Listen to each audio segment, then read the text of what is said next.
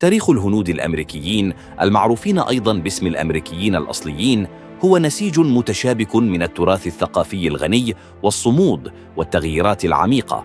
تبدأ قصتهم منذ آلاف السنين عندما هاجر أول شعوب من آسيا إلى أمريكا الشمالية عبر جسر بيرينغلبري خلال العصر الجليدي الأخير قبل حوالي 15,000 إلى 30,000 عام.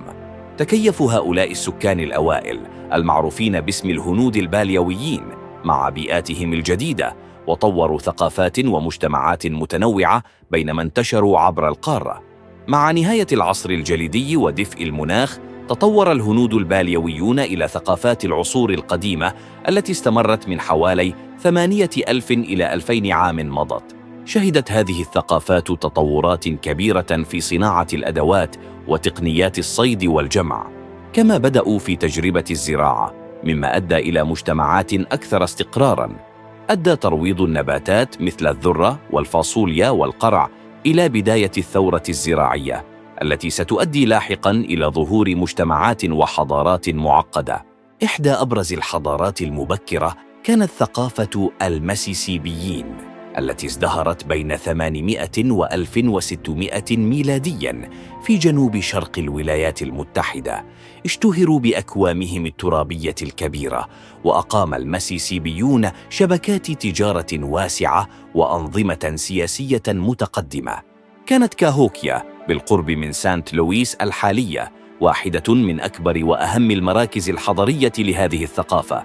في الوقت نفسه في الجنوب الغربي بنى الأجداد البويبلو المعروفين سابقاً باسم الآنسا مساكن مذهلة على الجرف، ومارسوا الزراعة المتقنة تاركين وراءهم أنقاض ميزان فيردي وتشاكو كانيون.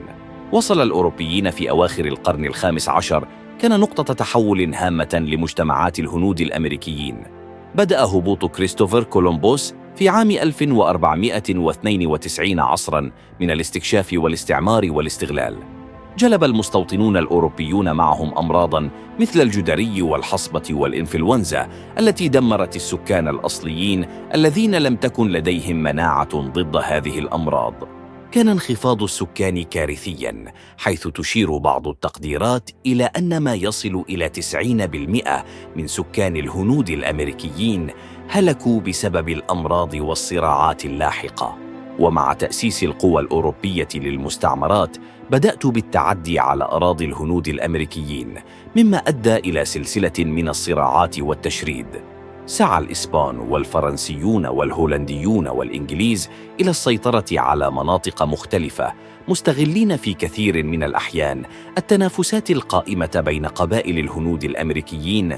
في أوائل القرن السابع عشر أدى استيطان الإنجليز في جيمس تاون بفرجينيا إلى مواجهات مع اتحاد بوهاتان، بينما في نيو إنجلاند كانت حرب بيكوت وحرب الملك فيليب تجسد الصراعات العنيفة بين المستوطنين والشعوب الأصلية. شهد القرن الثامن عشر توسع النفوذ الأوروبي وزيادة تشريد الهنود الأمريكيين. كانت الحرب الفرنسية الهندية 1754 جزءاً من حرب السنوات السبع الأكبر، صراعاً محورياً حيث تحالفت القبائل المختلفة مع الفرنسيين أو البريطانيين. أدى نتيجة الحرب إلى تغيير كبير في توازن القوى، حيث سيطرت بريطانيا على مناطق واسعة. ومع ذلك فإن الثورة الأمريكية لعام 1775 زادت من تعقيد التحالفات والأراضي الهندية الأمريكية، حيث كان على القبائل التنقل في المشهد السياسي الجديد للولايات المتحدة الناشئة. اتبعت الولايات المتحدة الجديدة سياسة التوسع غرباً، مدفوعة بأيديولوجية القدر المتجلي. أدى ذلك إلى الإزالة المنهجية للهنود الأمريكيين من أراضيهم الأصلية. أقر الرئيس أندرو جاكسون قانون إزالة الهنود لعام 1830 الذي أجاز نقل آلاف الهنود الأمريكيين إلى الأراضي غرب نهر المسيسيبي، وهي رحلة مأساوية تعرف بمسيرة الدموع. عانت قبائل مثل الشيروكي والشوكتاو والكريك والشكسو والسيمينول من مشقة وخسارة هائلة خلال هذا النقل القسري. استمرت مقاومة الهنود الأمريكيين للغزو والاستيعاب طوال القرن التاسع عشر. سعى شخصيات مثل تيكومسي زعيم الشووني إلى توحيد القبائل ضد التوسع الأمريكي، بينما قاوم زعماء مثل الجلوس بول وكريزي هورس من لاكوتا سيو بشدة الحملات العسكرية الأمريكية في السهول الكبرى. أصبحت معركة ليتل بيغورن عام 1876 حيث هزمت قوات الجنرال جورج كيستر رمزاً لمقاومة وصمود الهنود الأمريكيين. ومع ذلك بحلول أواخر القرن التاسع عشر كثفت سياسات الحكومة الأمريكية التي تهدف إلى دمج الهنود الأمريكيين في الثقافة الأوروبية الأمريكية سعياً ومقاومة. شهد النصف الثاني من القرن العشرين عودة للنشاط الثقافي للهنود الأمريكيين وإحياء ثقافي.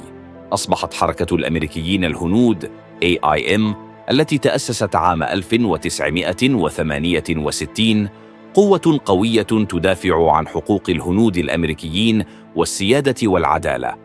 جلبت أحداث بارزة مثل احتلال جزيرة الكاتراز 1969 وحادثة وأوندد ني في 1973 انتباه الوطني إلى نضالات ومطالب المجتمعات الهندية الأمريكية.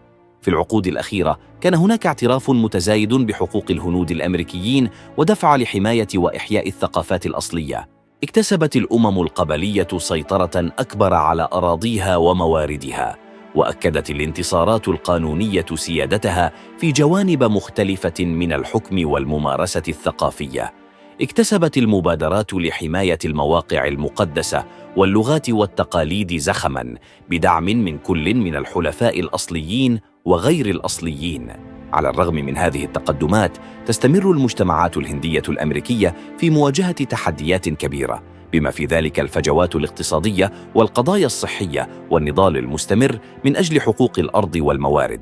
يشكل إرث الصدمة التاريخية جنباً إلى جنب مع القضايا المعاصرة مثل تغير المناخ وتدهور البيئة تحديات معقدة للأمم الهندية الأمريكية. في النهاية اليوم، قصة الهنود الأمريكيين هي قصة الصمود والتكيف والبقاء الثقافي. من أصولهم القديمة إلى يومنا هذا، حافظ الهنود الأمريكيون على ارتباط عميق بتراثهم وسعي لا يلين لتحقيق العدالة وتقرير المصير. تاريخهم هو شهادة على قوة مجتمعاتهم ومساهمتهم المستمرة في النسيج الثقافي والتاريخي لأمريكا الشمالية.